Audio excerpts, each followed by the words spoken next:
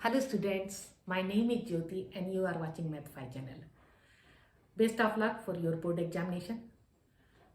Today I am explaining about one reasoning type of question, short type of a question. It may be asked in your exam.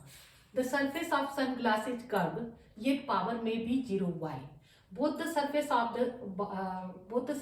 curved, so R1 is equal to R2. So lens maker formula 1 by F is equal to mu minus 1 and 1 by R1 minus 1 by R2. Both the surface they are equal, so it becomes 0.